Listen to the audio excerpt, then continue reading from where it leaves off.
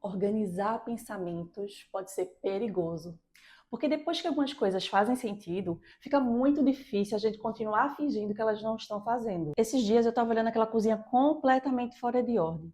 Era louça suja, fogão sujo, um lixo que alguém esqueceu de descer.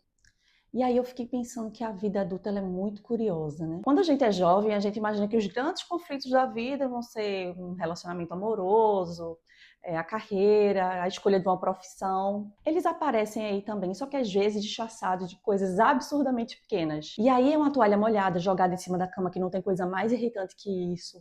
Uma pia com a pilha de louça suja. E aí você se pega discutindo por causa de uma louça, quando aquilo já deixou de ser há muito tempo sobre aquela louça, entende?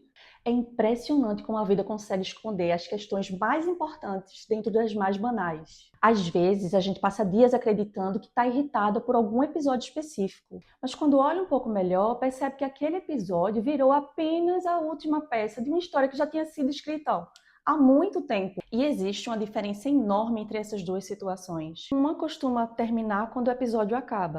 A outra continua ali, porque aponta para algo que está pedindo atenção. E às vezes o que começa a incomodar são as pessoas que a gente está convivendo. E outras vezes somos nós que percebemos que mudamos. E continuamos tentando caber em situações, relações, versões de nós mesmos que já ficaram para trás. Foi por isso que eu demorei a perceber que aquele problema nunca era exatamente aquele episódio do dia. O trabalho, o dinheiro, uma conversa. Foi aí que eu comecei a pensar direitinho. E que talvez eu estivesse tentando apenas resolver os capítulos, sendo que o livro já tinha até mudado de gênero. É uma metáfora que precisa de contexto? Sim. Mas é que além de designer de moda, eu também sou escritora. Então eu acho que de vez em quando eu tenho direito a uma metáfora ruim, né?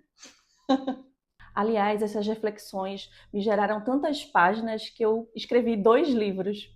O primeiro é o Lúcidas, Cansadas e Paralisadas, e o segundo volume é o que vem depois de entender. Eles surgiram pelo mesmo motivo que me trouxe até esse vídeo, onde eu precisava colocar um pouco de ordem do que estava acontecendo dentro de mim. Porque quando eu escrevo, quase nunca eu termino com a resposta, mas quase sempre eu termino com uma pergunta melhor.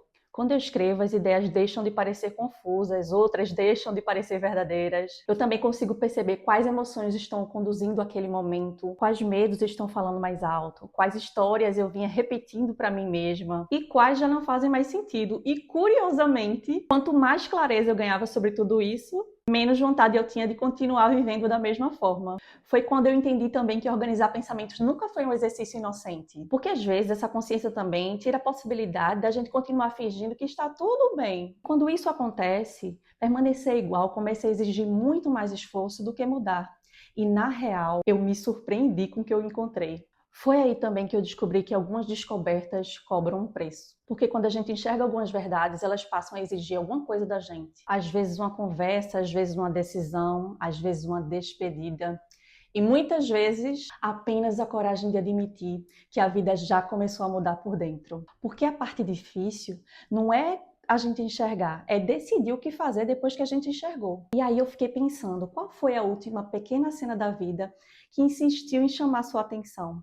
Responde aqui nos comentários e me diz agora se você acha que aquela pequena cena que estava acontecendo naquele dia, aquele pequeno episódio, estava querendo dizer mesmo aquilo, ou se não tinha alguma coisa mais profunda por trás. Talvez esse seja um dos trabalhos mais difíceis da vida adulta, é perceber nas pequenas cenas o que elas querem dizer, né?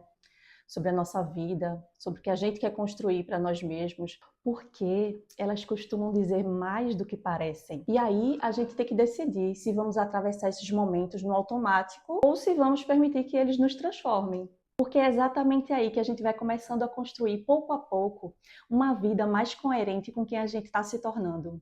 Então eu acho que esse canal é um pouco sobre isso também. Uma conversa sobre a vida, das pequenas cenas do cotidiano, tentando olhar para elas com calma suficiente para fazer a pergunta que estava lá desde o começo. Porque a vida tem esse péssimo hábito, ela nunca avisa onde esconder o assunto principal. Muito prazer, eu sou a Cassi e esse foi o nosso primeiro olhar sobre a vida. Um beijo e até o próximo!